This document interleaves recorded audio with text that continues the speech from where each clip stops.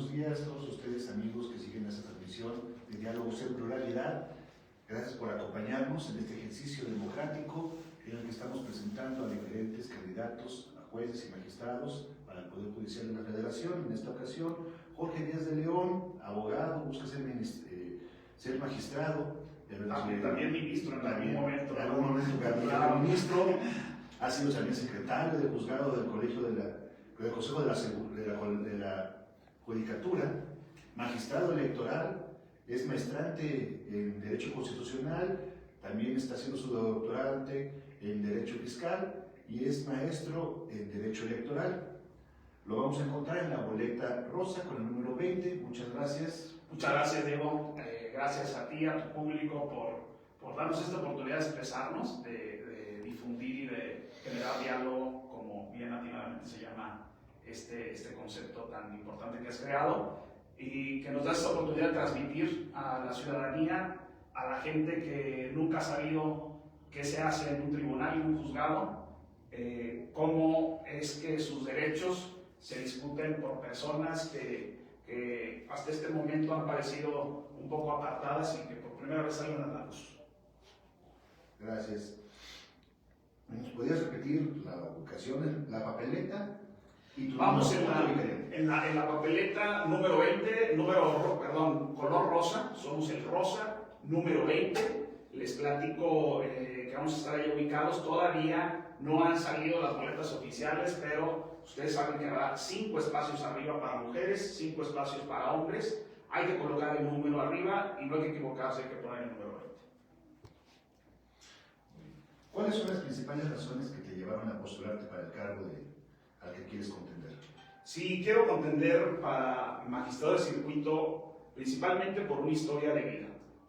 Yo, todavía estudiando la carrera de Derecho, tuve la oportunidad de ingresar a partir del 4º semestre a un tribunal colegiado de circuito que en aquel año se inauguró en Aguascalientes. En Aguascalientes solo había un tribunal colegiado de circuito y pertenecíamos aún a la circunscripción o circuito de Zacatecas. Aguascalientes pertenecía al 23º circuito y tenía un colegiado en Zacatecas y un colegiado en Aguascalientes. Se creó un tercer tribunal colegiado en Aguascalientes y tuve la posibilidad de ingresar como mecanógrafo, que oficialmente se llama oficial judicial. El oficial judicial es una persona que se desempeña transcribiendo las sentencias, dándoles forma, imprimiéndoles. Todavía en aquellas, estamos en la transición de la máquina de escribir y esas primeras impresoras de punto, y que era con papel carbón, había que separar las hojas, quitarlas, coser expediente, formarlo, y bueno, esa historia de vida me llevó a intentar no solo coser e imprimir las hojas, sino a darles una lectura, a comprender lo que estaba ahí, y después también a comprender que hay gente detrás de esos expedientes. Ello me llevó a después intentar progresar en esa carrera judicial. Seguía un puesto que ustedes conocen, bueno, la mayoría seguramente que nos escuchen no saben de derecho. Después de ser mecanógrafo o oficial judicial, sigue ser actuario judicial, que es aquella persona que va y te notifica las cosas. La labor de estas personas es importantísima, así como la de los oficiales, porque sin comunicación y sin una adecuada notificación de lo que dicta un juzgado, un tribunal, tus derechos pues no sabes que están en disputa. Si esta notificación no se hace bien, también te están violando derechos humanos, te violan tu garantía de debido proceso. Por eso estos puestos son de abogados, y también ya el oficial judicial, el mecanógrafo, está capacitado también, porque es imposible que una sola persona detecte errores, no solamente físicos en un fallo, sino también de fondo. Entonces toda esa cadena va construyendo una estructura que intenta ser poco falible, ser lo menos falible posible. Pero bueno, esta historia pues me lleva a intentar brincarme ese puesto de actuario y seguir como secretario de juzgado, de distrito. Cuando tú quieres progresar en esa carrera, tienes que hacer tu trabajo. Me tocaba hacer el trabajo de mecanógrafo, y en las tardes ir a tocar puertas con jueces de distrito y pedirles que me dejaran proyectar una sentencia y que vieran mi trabajo.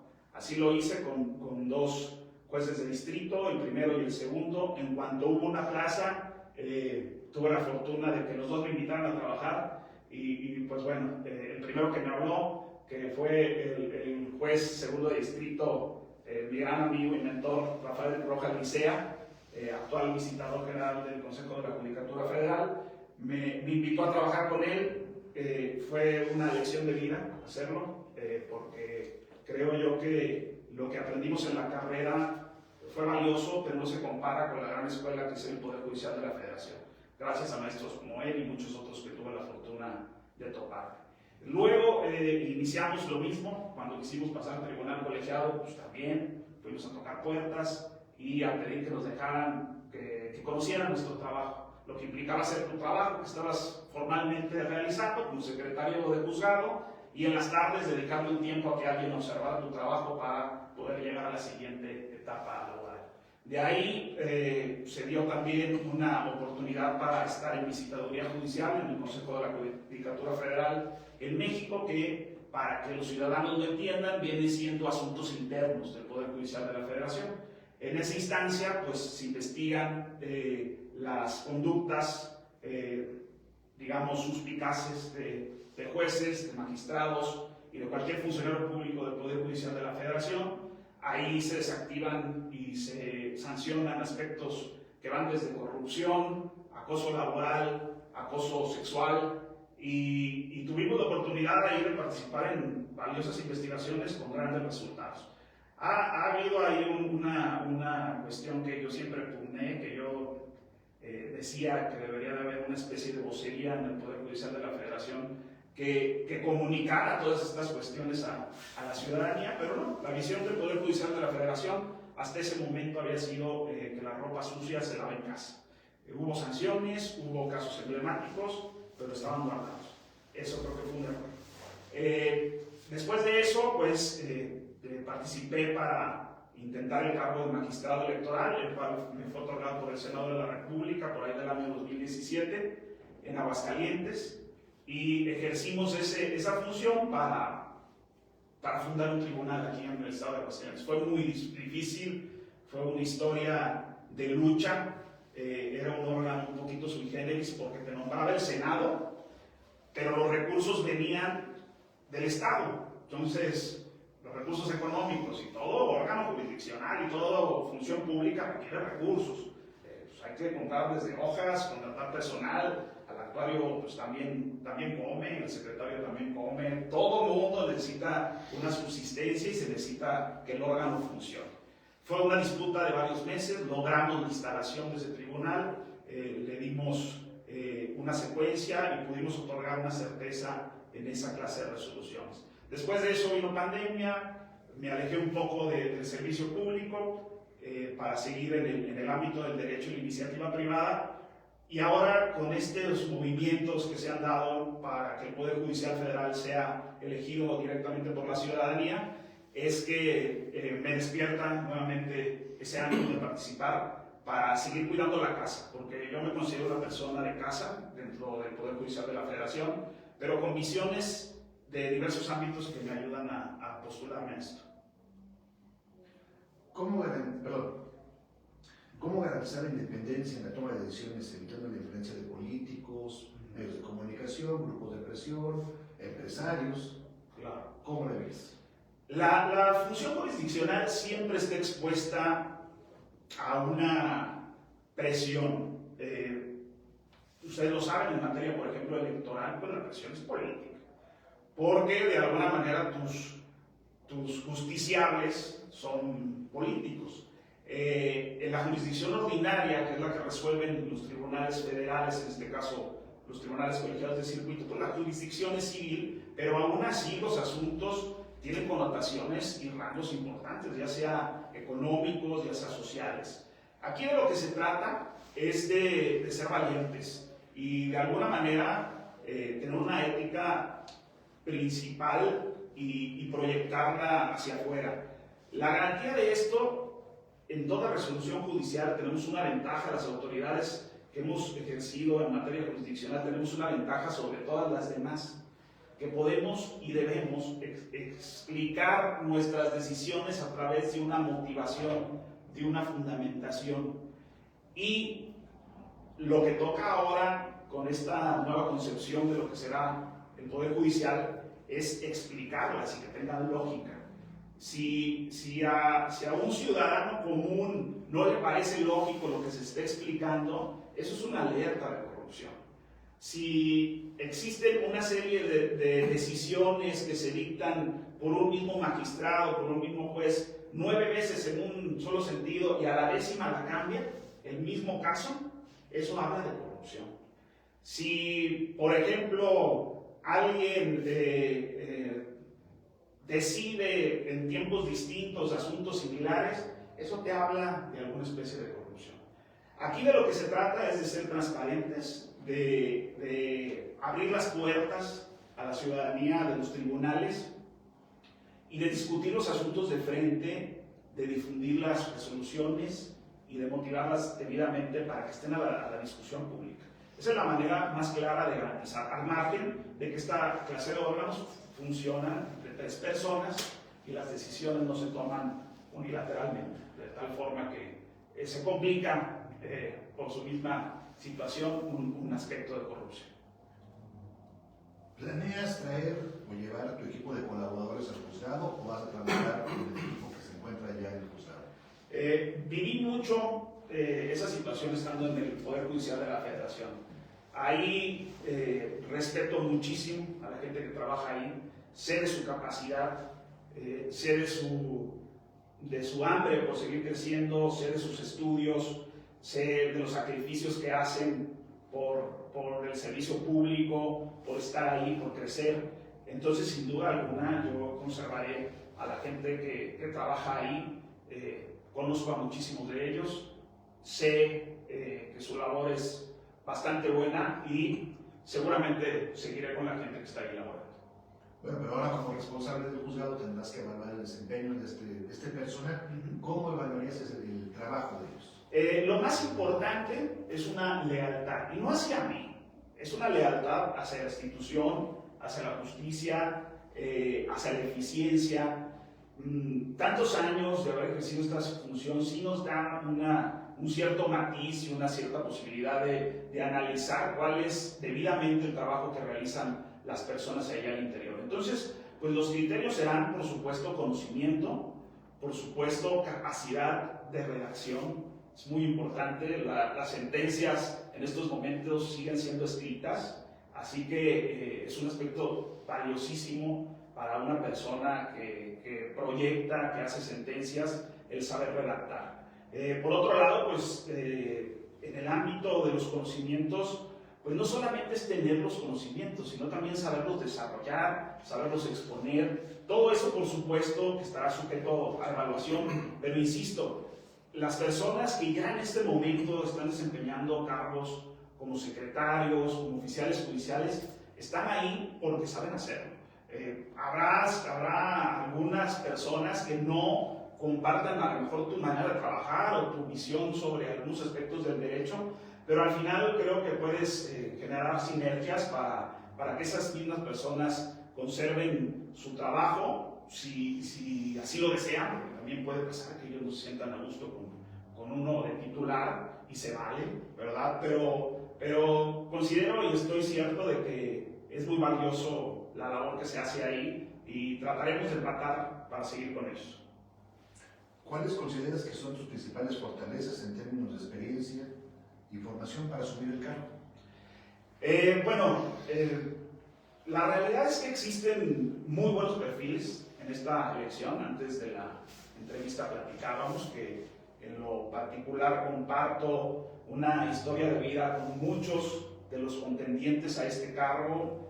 Los respeto, los admiro, de verdad considero que son personas de una gran trayectoria y que tienen bastantes credenciales para asumir el cargo. Digamos que yo tengo un distintivo, y ese distintivo consiste en la visión desde diversos ángulos.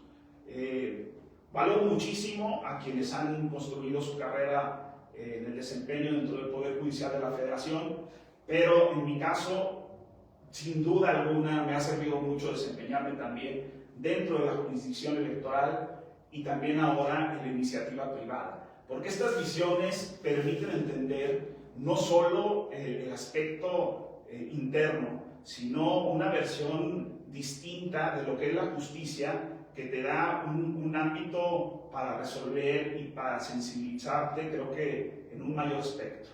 Consideraría que ese es mi mayor diferenciador para asumir el cargo, que comprendo la visión del juzgador, que comprendo la visión de otra clase de juzgador de otras materias más especializadas como lo es la electoral, y que conozco la visión particular como usuario del sistema de justicia, y ello me lleva también a conocer algunas deficiencias que podríamos estar mejorando en el ejercicio del cargo. ¿Qué compromisos específicos asumirías con los ciudadanos respecto a la transparencia, al acceso de justicia y al combate a la corrupción? Apertura, mucha apertura. Yo creo que la palabra apertura resume muchas de estas cuestiones, Diego. Considero yo que cuando un órgano del poder público y en específico de la jurisdicción se abre, y me explico, cuando un órgano traduce sus sentencias desde un lenguaje ciudadano, nosotros en el Tribunal Electoral, con apoyo ahí de todos mis compañeros, generamos una serie de sentencias de lenguaje ciudadano, en donde tú no tenías que recorrer 100 hojas y al final encontrarte con 3 que resumían tu asunto luego de transcripciones y de reiteraciones y jurisprudencias. Y ciertamente el directamente afectado tiene un intermediario que es su abogado, pero como juez no te debes de olvidar que quien está pidiendo justicia pues es un particular, que no necesariamente es abogado. Entonces al particular nosotros lo que dijimos en la primera hoja, dile cómo viene su asunto, sentencia en donde se va a resolver esto y esto y esto y esto, se decide esto. ¿Quieres la explicación? Acá está.